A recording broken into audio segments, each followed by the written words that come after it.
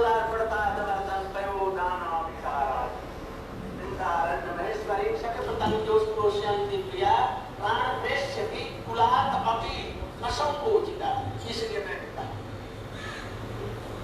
पहले रूप गोस्वामी के यहाँ कोई उनको नंगी राधा करती राधा जी रूप मंजरी उनको कपड़े लंगे पहना सकती हैं, उनको अधिकार है, उनका सब श्रृंगार कर सकती हैं। इसलिए उनका एक विशेष भाव, इन भावों को हमारे रूप गोस्वामी ने स्थापित किया। इसलिए स्वरूप जैसे ये महाप्रभु के प्रिय है, अत्यंत प्रिय है। दैता स्वरूप, दैता स्वरूप मैंने क्या दैता आत्मानम ज्ञातानम दत्ता, अपने को ही रूप गोस्वामी ने उनको दे दिया है महाप्रभु जी को। और ये अत्यंत दैत है, ये महाप्रभु जी। और दोनों में लगाओ, इधर से भी लगाओ, महाप्रभु जी उनके दैत हैं और वो दैत स्वरूप होने से महाप्रभु जी के अत्यंत ये प्रिय है। प्रेम स्वरूप है, प्रेम के रूप है ये रूप गोस्वामी। महाप्रभु के हृदय में जो कुछ प्रेम है और प्रेम स्नेहमान प्रणय राग प्राण भाव, इसके ये मूर्तिमान विग्रह है, ये प्रेम स्वरूप। और सहजा सहज माने क्या, सहजाए साथ ही साथ में जन्म हुआ, जैसे जीव हुआ उसका स्वरूप भी और उसके जितने भाव भी एक साथ में प्रकट हुआ। एक गुठली में एक बीज में जो कुछ है वही पेड़ होता है। तो ये मूल स्वरूप में महाप्रभु जी का प्रेम, ये रूप गोस्वामी प्रेम स्वरूप है। और सहजावे जब महाप्रभु जी आए और अपने को जब प्रकट करना हुआ तब इसको रूप गोस्वामी, तब वो गए कनाई नाटशाला में और उनको आज जैसे तुम जल्दी से आ जाओ वृंदावन में और फिर वृंदावन से तुम आ जाना विरासत में, हम लोग एक साथ बैठ करके प्रेम का आस्वादन करेंगे। और इसीलिए महाप्रभु जी ने उनको प्रेरणा देकर के दूत ग्रंथ ललित माधव वेदक माधव अलग अलग कराया। इनकी इच्छा थी एक ही हो, तो अलग अलग कराया। और प्रभु का एक रूप है, ये द्वितीय विग्रह स्वरूप ये रूप है। यदि महाप्रभु को देखना है तो रूप गोस्वामी को देखो, उनके भावों को देखो, उनकी दृष्टि से उनका चश्मा लगा करके महाप्रभु को देखो, अन्यथा नहीं होगा। और निजानुरूपे तथानुरूपे रूप गोस्वामी के अंदर में ये सब रस शास्त्र का कृष्ण तत्व, राधा तत्व, प्रेम तत्व, रस तत्व, ये सब का उन्होंने विस्तार किया। ऐसे रूप गोस्वामी को कोटि कोटि बार हमारा नमस्कार है, हम उनके चरणों में प्रणत होते हैं। ये रूप गोस्वामी महाप्रभु जी के ये विलास हैं, या इनके महाप्रभु रूप गोस्वामी के ये विलास स्वरूप महाप्रभु हैं दोनों। ऐसे चैतन्य के महाप्रभु के प्रिय, उनके मनोभिष्ट को पूर्ण करने वाले श्री रूप गोस्वामी की समाधि में और उनके भजन कुटी में हम अपने शिष्य को नवाते हैं, शरणागत होते हैं। रूप गोस्वामी जी कृपा करके जो महाप्रभु से लिया उसका एक बिंदु का लाख बिंदु का एक भी हम लोगों के इसलिए रूप गोस्वामी जी आज प्रसन्न हो और आप सभी लोगों के ऊपर में कृपा। रूप Goswami should give your sprinkle his mercy. No, autumn, even it is sufficient for us. यदि उनकी कृपा हो जाएगी तो जीवित रहना संभव नहीं, जीवित रहोगे तो पागल हो जाओगे। तभी वो कृपा करें और हम लोगों को अनुग्रह करके अपने चरणों में स्थान में अपने चरणों में रखें और बाकी सब हम लोग वहाँ पर बोलेंगे। In English we will translate, they will translate there because it will be late and we will have to go there. Gaur Premanande.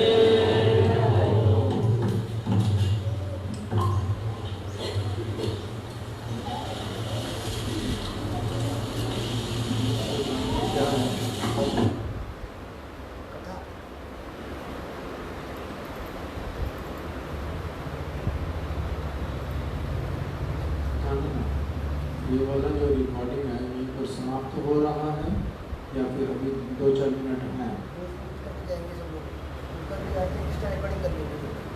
ठीक, 1 मिनट दिखाओ।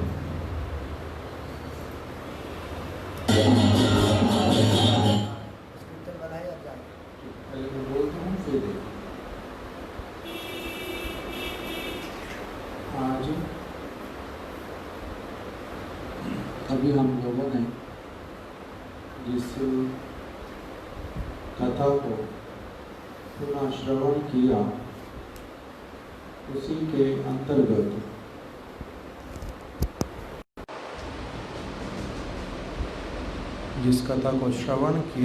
अंतर्गत जो श्रील गुरुदेव को प्रेम प्रयोजन प्रभु ने कहा कि स्वाविलास रूपे, उसका वो पद छूट गया है श्लोक का। पहले गुरुदेव ने कहा कि हो गया है, सारा हो गया, ये भी बोल रहे हैं। फिर किंतु एक पंक्ति में उन्होंने बोल भी दिया। पहले किंतु कह दिया कि हो गया है सारा, जितना बोल चुका हूँ उसी के बीच में ही ये सब, इसकी भी व्याख्या हो गई है। भले ही वो शाब्दिक व्याख्या ना हुई हो, किंतु भावानुवाद वो हो चुका है। उस प्रकार की भावना से उन्होंने बोला पहले। फिर स्वाविलास का अर्थ भी कर दिया कि महाप्रभु श्रील रूप गोस्वामी जी के लिए और रूप गोस्वामी महाप्रभु के लिए विलास स्वरूप हैं, ऐसा दोनों तरफ अर्थ लगा लो। विलास शब्द का अर्थ क्या होता है? विलास को साधारण रूप में जो व्याख्या करते हैं वो होता है जैसे विलासी व्यक्ति। इसका अर्थ होता है कि जिसके पास में अपनी इच्छा के अनुरूप भोग करने की जो समस्त सामग्रियां उपलब्ध होती हैं, उसको कहते हैं विलासी व्यक्ति है ये। इसके पास में विलास का सब कुछ उपलब्ध है।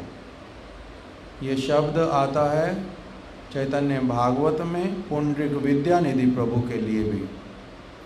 श्री पुंडरीक विद्यानिधि प्रभु का जीवन जो था वो कैसा था? विलासिता से परिपूर्ण।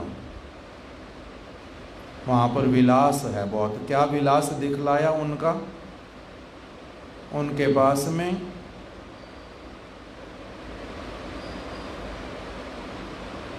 उनके जो केश हैं बहुत सुंदर रूप में वो अपने केशों को रखते हैं। उसमें बहुत सुगंधित जो तेल इत्यादि है वो व्यवहार करते हैं, स्वयं करते नहीं। इसलिए और आगे बतला दिया कि वो जिस समय पान चबाते हैं उस समय उनको अगर पीक फेंकनी है तो उसके लिए दो स्त्रियां उनके दोनों तरफ दासी की भांति पीक दानी लेकर के वो खड़ी रहती हैं।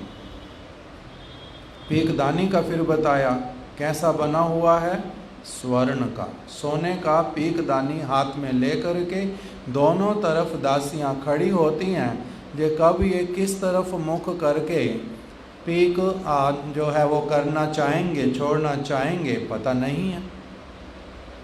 तो इससे पता चलता कैसी विलासिता है कि इनको पीक करने के लिए भी मुख इधर से उधर ना करना पड़े।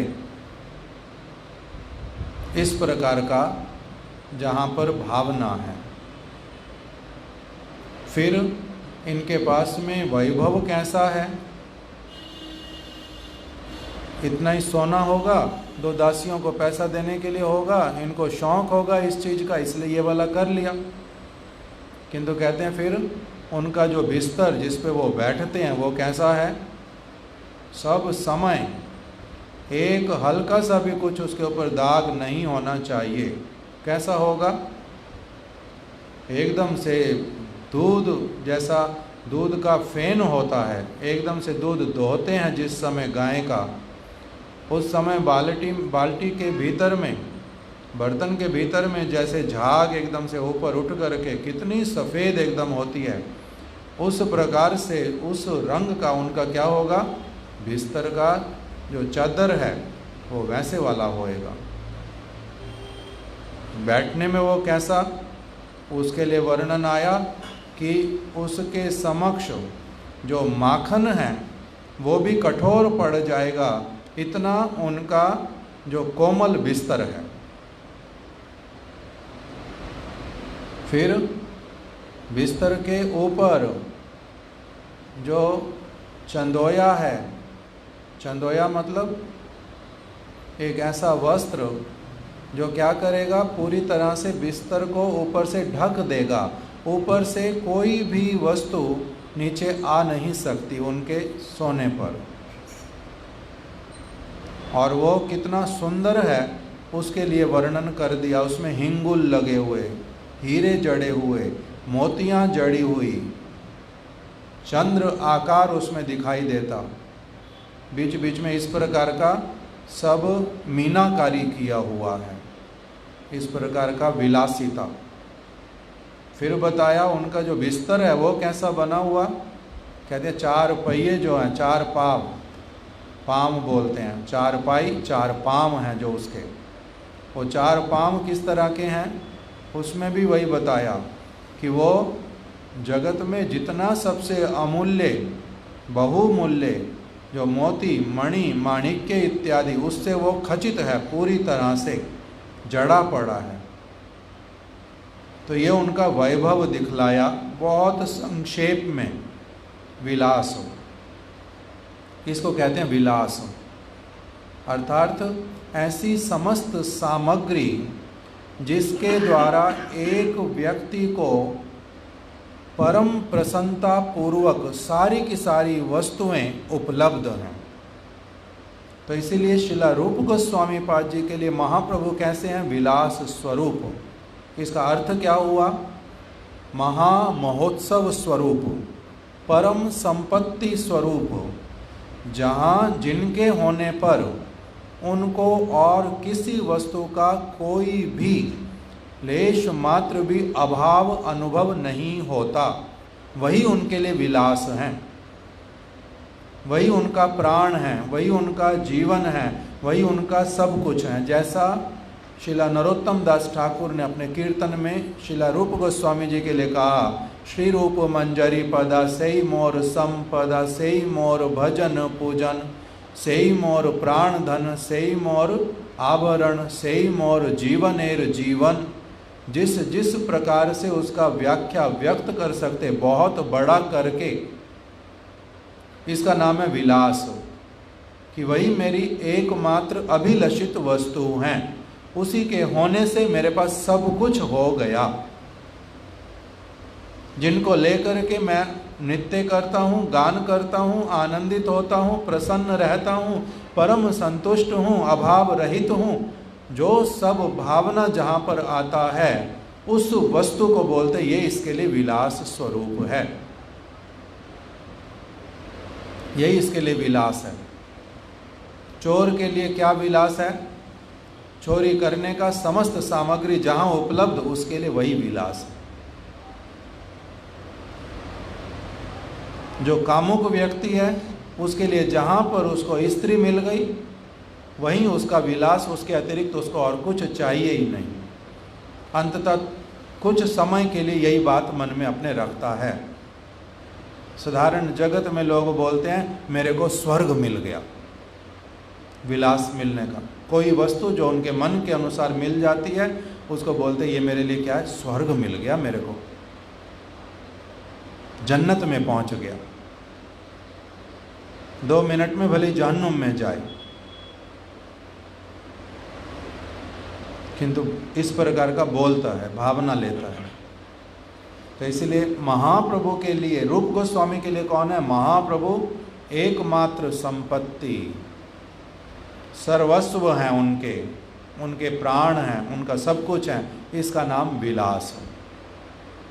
दूसरी ओर रूप गोस्वामी पाद महाप्रभु के लिए विलास स्वरूप। इसका क्या अर्थ हुआ कि जो सब कुछ समस्त परिकरों के साथ में, समस्त और भक्तों के साथ में मिलकर के जो मैं सारा कुछ कर सकता हूँ, एक केवल मात्र रूप गोस्वामी के होने से मेरा सब कुछ करना पूर्ण रूप में हो जाएगा, किसी वस्तु का कहीं पर भी कोई कमी नहीं रहेगा। इसका इस प्रकार का भावना कि वो सर्वस्व अपना न्योछावर कर सकता है। एक व्यक्ति दिखाई देने में किंतु कर सकता है हजारों व्यक्तियों का काम, सबका काम, कोई अभाव रहेगा नहीं, उसी से सब निकल जाएगा। जैसे श्रील प्रभुपाद जी ने चैतन्य चरितामृत के लिए कहा कि यदि जगत के समस्त ग्रंथ डूब जाएं, प्रलय आ जाए, डूब रहे हों, मैं सामने हूँ, तो मैं क्या करूँगा?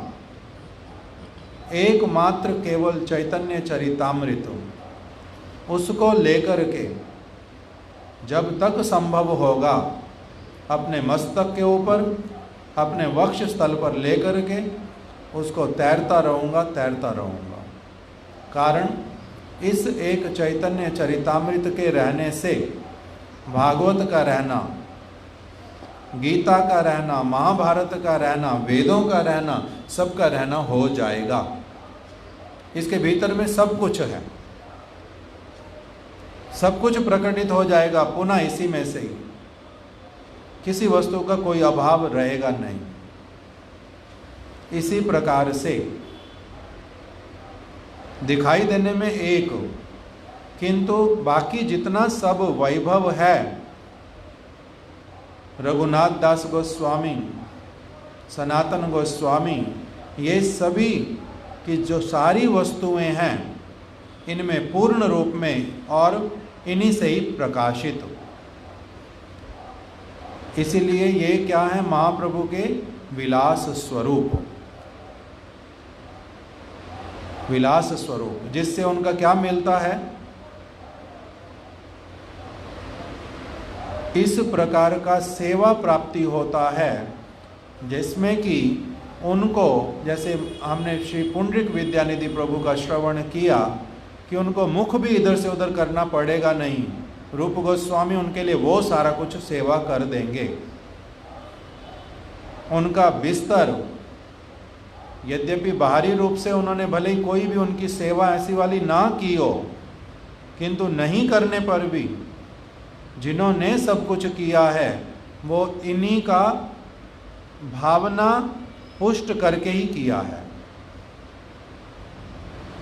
महाप्रभु को इस प्रकार से वो रखते हैं कि जैसे वो इतना उनका सेव्य, इतना प्रिय, इतना वो इस प्रकार के व्यक्तित्व हैं जिनके लिए इस प्रकार का भावना आता है कि जो सब कुछ इनके लिए करूं वो मेरी टॉप मोस्ट लिमिट के भी बेस्ट से बेस्ट होना चाहिए।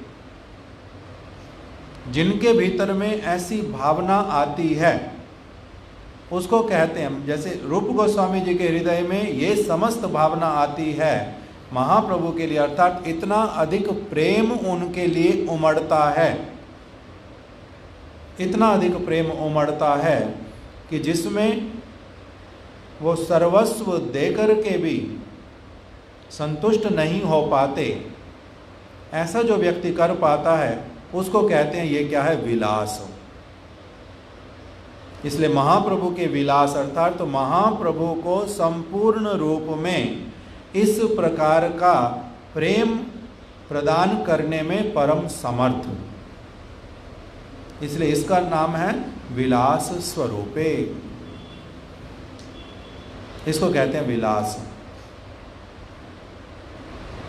तो गुरुदेव ने पहले से ही बहुत सारी बातें बतला दी थी, इसलिए इस प्रकार से उन्होंने सरल रूप में कह दिया। महाप्रभु के लिए रूप गोस्वामी जो हैं वो विलास हैं और रूप गोस्वामी के लिए महाप्रभु विलास हैं। महामहोत्सव स्वरूप परम आनंददायक वस्तु, संपूर्ण रूप में निर्भर करने योग्य, परम सत्य, निरस्त कुहक, जिसमें कुछ भी मिलावट नहीं, उस प्रकार का भावना, इसका नाम है स्वविलास रूपे। दूसरा, जब अभी पुनः कथा को हम श्रवण कर रहे थे, श्रील गुरुदेव की एक बात जिसमें उन्होंने कहा, मैं क्यों कह रहा हूँ कि श्रीमती राधा रानी की, श्री रूप मंजरी इत्यादि के समक्ष के समक्ष कोई संकोच नहीं होता, कोई संकोच नहीं होता।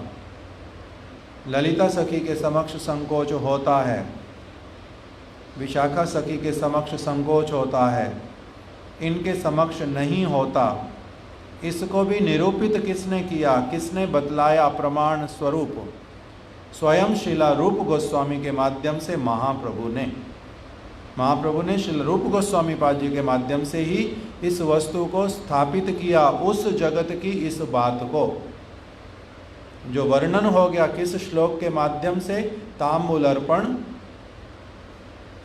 अर्पण पाद मर्दन, ये वाला जो श्लोक, उसी में आ गया असंकोचिता। इसलिए गुरुदेव ने वो श्लोक बुलवाया। बताओ वो श्लोक क्या है? जब वो श्लोक सुन लिया तब उसको बोल करके पूरा कह दिया कि यहाँ पर देखो लिखा है असंकोचिता, बिना किसी संकोच के श्रीमती राधिका श्री रूप मंजरी इत्यादि की समस्त सेवाओं को सहर्ष स्वीकार करती हैं, किंतु ललिता सखी, विशाखा सखी इत्यादि के से ये सेवा नहीं लेती हैं। इसलिए उनका सेवा का जितना बड़ा परिपाटी है श्री ललिता सखी, विशाखा सखी का, उसमें किंतु ये वाली सेवा उनकी करने की इच्छा होने पर भी वो नहीं कर पाती हैं। इसलिए इनका बाकी समस्त सेवा जो श्री रूप मंजरी की है, श्री ललिता सखी जो समस्त सेवाएं करती हैं, ये सारी की सारी कर सकती हैं, किंतु उससे ऊपर की और एक सेवा है जो ये वाली है, जिसमें श्रीमती राधिका उनसे लेती नहीं है, संकोच करती हैं और असंकोचिता, इनके समक्ष कोई संकोच नहीं करती, इनकी उस सेवा को भी ले लेती हैं। इसीलिए सेवा के दृष्टिकोण से इनको क्या कहा जाता है? श्री ललिता सखी से कुछ आगे हैं, श्री रूप मंजरी। चैतन्य भागवत में बतलाया कि जिसके प्रति भगवान जितना अधिक प्रसन्न होते हैं, उसको उतना अधिक जो दासों के दासों के दासों का दास, उस प्रकार से निम्न से निम्न उसको रखते हैं, बनाते हैं, उसको ये सौभाग्य प्रदान करते हैं। इसलिए वहाँ पर श्रीला वृंदावन दास ठाकुर ने एक वचन बोल दिया, नयन भोरिया देखो दासेर प्रभाव, अल्प भाग्ये दास नहीं करेन भगवान। जिसका अल्प भाग्य होता भगवान उसको दास बनाते नहीं, जिसका अधिक भाग्य होता है उसको अपना दास बनाते हैं, जिसका उससे अधिक होता है उसको अपने दासों का दास बनाते हैं, जिनका और अधिक सौभाग्य होता है उनको और भी अधिक फिर दासों के दासों के दासों का दास बनाते हैं। इसी प्रकार से इस भावना से भी श्री रूप मंजरी का जो है वो अधिक सेवा सौष्ठव सौभाग्य प्रदर्शित होता है श्री ललिता सखी से। इसीलिए उन्हीं के भावों को लेकर के ही श्रीला रघुनाथ दास गोस्वामी ने प्रार्थना करते हुए सभी को शिक्षा प्रदान किया कि क्या श्रीमती राधिका जैसे कृष्ण के विषय में आया कि यदि वो स्वयं मुक्ति देने के लिए भी आएं, गुरुदेव बोलते थे तब भी लेना नहीं। क्यों? दीयमानम न गृह्णन्ति बिना मत सेवनम जना। भगवान बोलते हैं कि मैं यदि अपने आप स्वयं भी जाकर के किसी अपने भक्त को कहता हूँ कि तुम क्या करो, जिस भी प्रकार की मुक्ति तुम्हें चाहिए मुझसे वो ले लो, मैं दे दूंगा। किंतु भक्त क्या करते हैं? किसी भी प्रकार की मुक्ति मांगते नहीं हैं। बिना मत सेवनम जना, मेरी सेवा को ही केवल वो चाहते हैं और कुछ नहीं मांगते।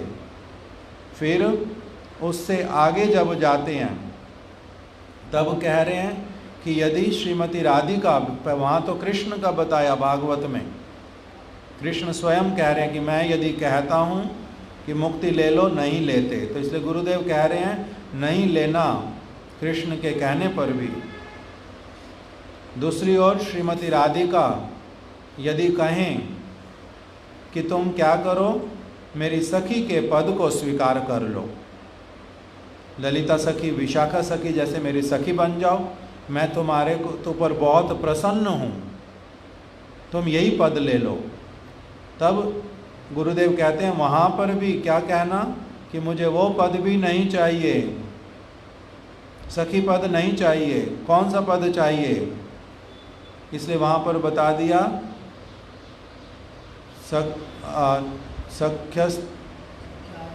सख्यायते मम नमस्तु नमस्तु तुभ्यम। आपके सखी पद को मेरा नमस्कार है, नमस्कार है, मुझे ये नहीं चाहिए। क्या चाहिए फिर? दास्यायते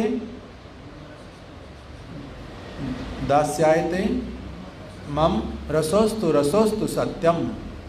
उस दासी वाले जो सेवा है उसी में मेरा आनंद है, मेरा आनंद है, मैं ये सत्य कह रही हूँ, मेरे को केवल वही प्रदान करो,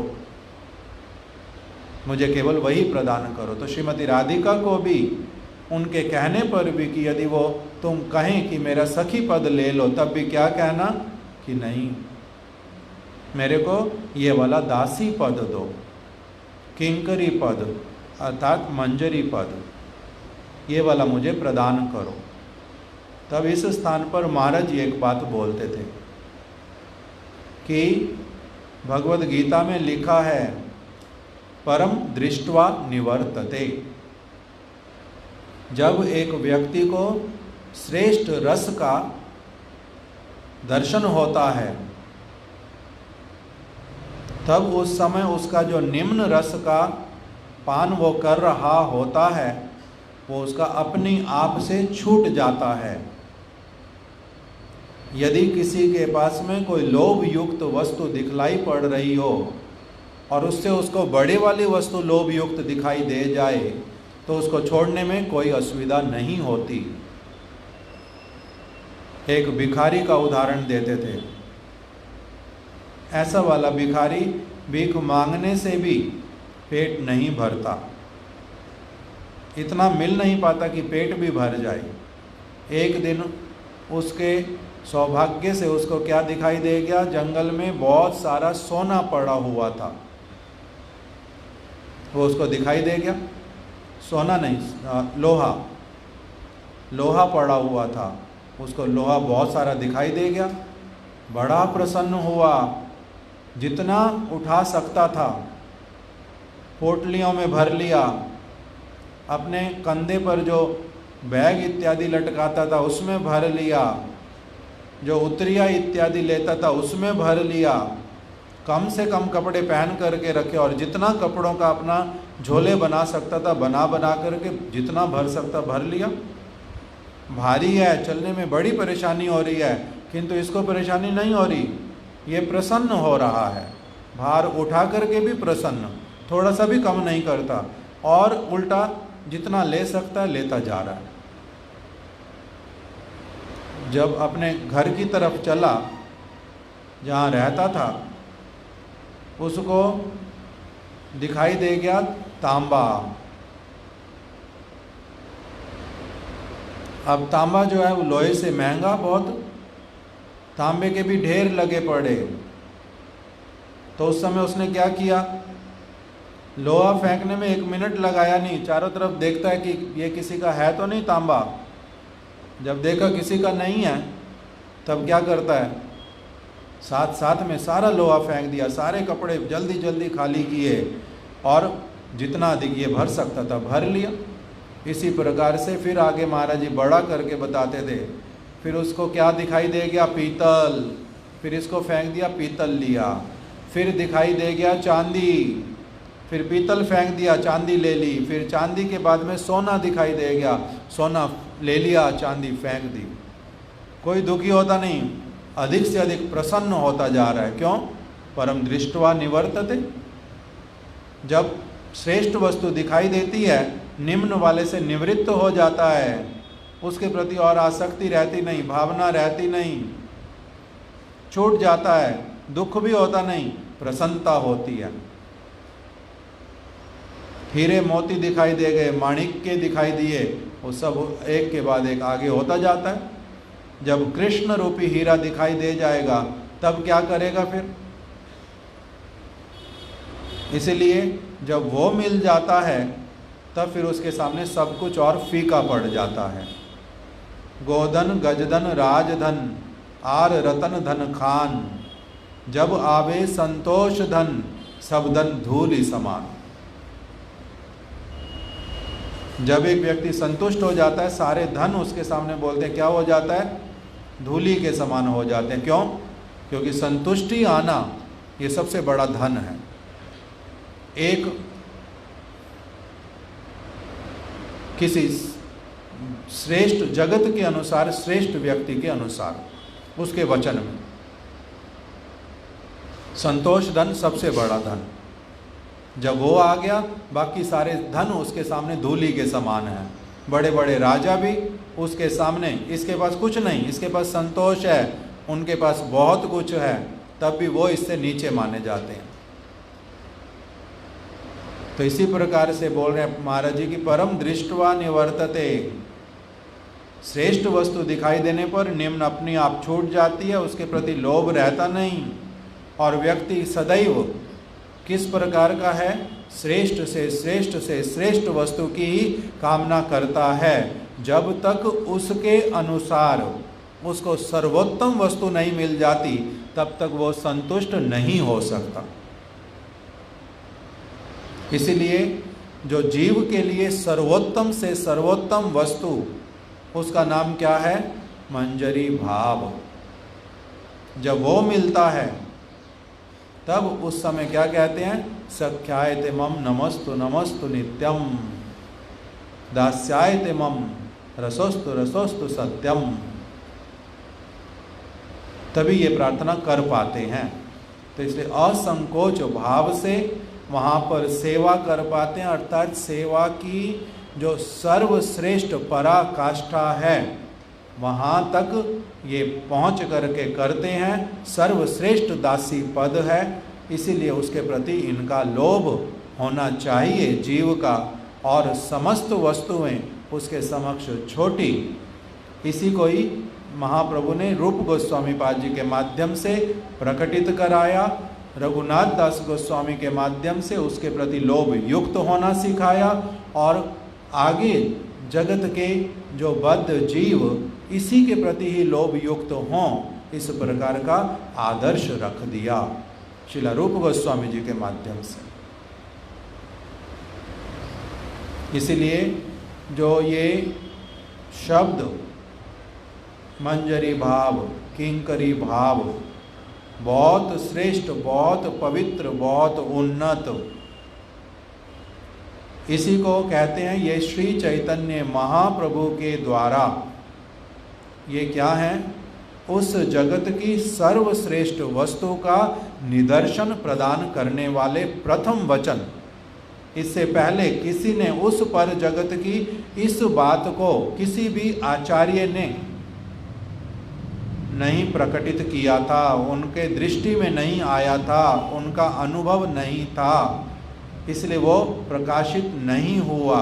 स्वयं महाप्रभु ने कृपा करके प्रथम बार स्वयं भगवान होने के कारण, श्रीमती राधिका के भाव को एक साथ में ग्रहण करने के कारण, आश्रय और विश्रय का मिलन होने के कारण, वहाँ उन्होंने जिस वस्तु को उदित कराया वो वस्तु उनसे पहले किसी ने भी इस वस्तु को प्रकाशित नहीं किया था। अब यहाँ पर एक बात प्रभुपाद जी की आती है, उन्होंने कहा वैज्ञानिक दृष्टिकोण से ये विज्ञान है। वास्तविक विज्ञान की पहुँच जो और 4 आचार्यों की थी, वैज्ञानिक पद्धति का ही उन्होंने भी पालन किया था।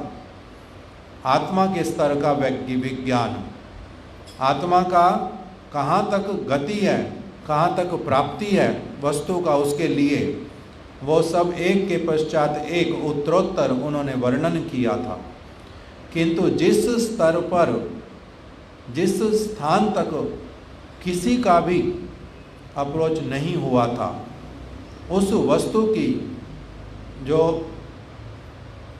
उसको प्रकटित कर देना, उद्घाटित कर देना, ये सब कुछ किसने कराया?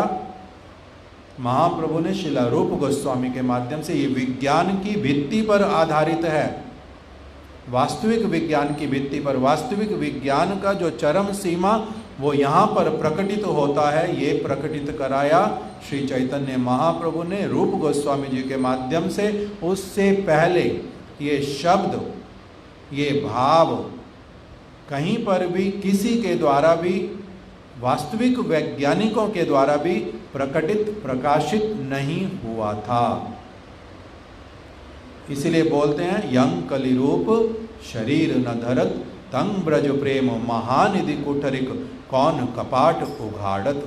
जिनका स्वरूप में ही नहीं है, जो गुरुदेव ने बीच में बात बोली थी बीज वाली, जिनके स्वरूप में ही नहीं, वो कैसे उस वस्तु को विज्ञान सम्मत प्रकटित करके, अनुभव करके दिखला सकते हैं। जिनका हुआ वही दिखलाते, इसीलिए महाप्रभु ने इनके माध्यम से दिखलाया। अर्थात यहाँ पर वास्तविक रूप में बीज और फल, इसके बीच में अचिंत्य भेदाभेद का जो वस्तु वो प्रकटित हुआ। आज यहीं पर ही हम अपनी कथा को विश्राम देते हैं और कल से प्रातःकाल हमारे जो नवकिशोर प्रभु, रमणी मोहन प्रभु इत्यादि कथा करेंगे और संध्या के समय में हम लोग शिला गुरुदेव की कोई और कथा जो शिला रूप गोस्वामी जी के संबंध में होगी, उसको हम लोग कल संध्या से श्रवण करना प्रारंभ करेंगे। अभी उसको चला दो, कीर्तन वही वाला आज देखेंगे।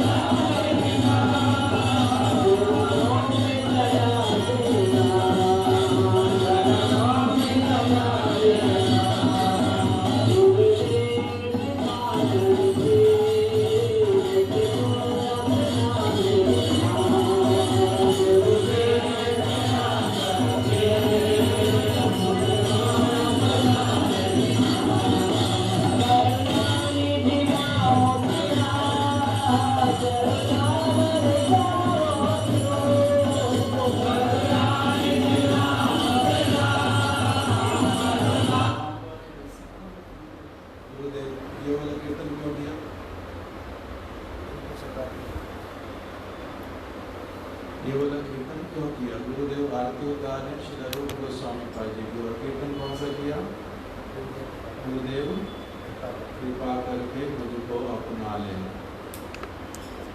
और गुरुदेव ने कुछ बोला भी नहीं, ये वाला कीर्तन क्यों करते हो, बोला करो, कुछ तो बोला नहीं। तो इसलिए ये कीर्तन किसी के लिए भी गुरु परंपरा में किसी के लिए भी तो किया जा सकता है। सभी के लिए क्या आता है शब्द साथ में? गुरु वर्ग, गुरु शिक्षा गुरु, गुरु वर्ग, जो भी समझता था, इसलिए सबके लिए हो सकता है, इसलिए कोई उसमें असुविधा होता नहीं। चलो आरती क्यों उतारी? गुरुदेव ने तो आरती कथा बोल करके आरती नहीं कर लिया। कथा करना ही तो वास्तविक आरती, तो फिर ये वाली आरती क्यों किया? साथ में लोग आए नहीं, ये करना भी वास्तविक रूप में वही है, नहीं तो जगत में हो जाएगा जैसे एक बार मथुरा में हुआ था। गुरुदेव ने बोल दिया कि वास्तविक पुष्पांजलि किसको कहते हैं? अपने हृदय को देने को, अपने कान को देने को। तो इसलिए केवल पुष्प दे देना, आरती उतार देना, फल दे देना, इसको पूजा नहीं कहते, व्यास पूजा नहीं कहते। क्या करना? फिर व्यास पूजा कैसे होती है? उनकी कथा कीर्तन श्रवण करना, उसको हृदय में धारण करना, अपने हृदय को, मन को, कान को दे देना, तब है व्यास पूजा। तो इसलिए कुछ लोगों ने क्या विचार किया कि अगले दिन हम लोग पुष्प और धूप दीप ये कुछ लेकर के जाएंगे नहीं, हम अपने हृदय को देंगे। हृदय को देना पूजा होता है, ये थोड़ा ना पूजा होती है कोई। इस गुरुदेव ने बोला, गुरुदेव ने बोला। और अगले दिन गुरुदेव ने स्वयं क्या किया? फिर दीप लाओ, अगरबत्ती लाओ, पूजा करूँगा अपने गुरु महाराज जी की, प्रभुपाद जी की, वो करने के लिए मंगाया। तब फिर लोगों को समझ आता है कि ये भी आवश्यक है, क्योंकि एक तरफ का बात सुन करके दूसरा वाला मानते थे, तो फिर ये वाला भी किया। तो इसीलिए ये भी करना पड़ता, करना है, नहीं करना, इसका अवज्ञा करना, ये भी दोष है, ये भी करना पड़ता, करना चाहिए। फिर उसके साथ में और एक बात मन में आ रही थी,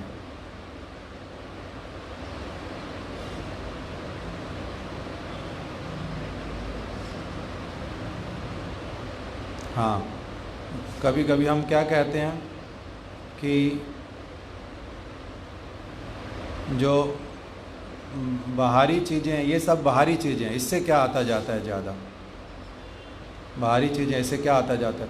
अगर मेरा आंतरिक बिल्कुल है ही नहीं तो कम से कम तो बाहरी करूं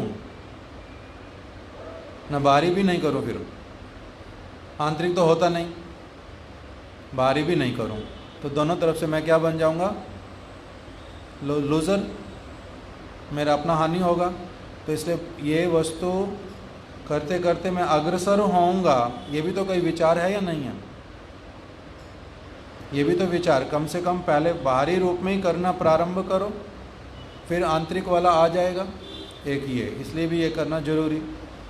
फिर कुछ कुछ लोग बोलते हैं कि है इस तरफ क्या अपना एनर्जी लगाना, धूप लाओ, द्वीप लाओ, पात्र रखो, इसको धो, फूल लाओ, क्यों पैसे खर्च करने, क्यों धोना, क्यों सजाना, ठाकुर जी का फूल बंगला क्यों करना? बेकार की चीज़ें ये सारी। कथा कीर्तन मुख्य है, और जो वो करता है वो प्रधान, और जो दूसरी चीज़ें करते हैं वो पागल, ऐसा वाला बोलते हैं। किंतु ये सत्य ना मिथ्या? केवल वो नहीं करना ये समझ आता, उसके भीतर में किंतु भावना यदि जुड़ा हुआ हो, उसको कोई देखेगा नहीं। भगवान देखेंगे ना? नहीं देखेंगे। भगवान देखता है, सब चीज़ देखता है।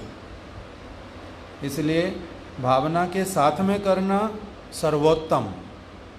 किंतु अगर भावना है ही नहीं, अभी है ही नहीं, तो इसका मतलब क्या ये वाला नहीं करना? कम से कम तो ये वाला करना। इसी से क्या होगा? धीरे धीरे भावना आ जाएगा। इसलिए गुरुवर्गों ने ये सब किया, नहीं तो क्यों करते हैं? ये सब सामग्री कराते ही क्यों हैं? इसीलिए जो करता है, नहीं तो उसको कभी कभी क्या हो जाता है, एकदम निरुत्साहित। क्या ठाकुर जी को ड्रेस पहनाने का भी कोई लाभ नहीं, फूल माला लाने का भी कोई लाभ नहीं, ये तो सब भारी है। फूल बंगला करने का भी कोई लाभ नहीं, ये तो व्यर्थ का परिश्रम। भाव होना चाहिए, भाव लाना है। भाव खरीद के कहाँ से लाऊं, वो तो मिलता नहीं। तो भाव खरीदने से मिलता?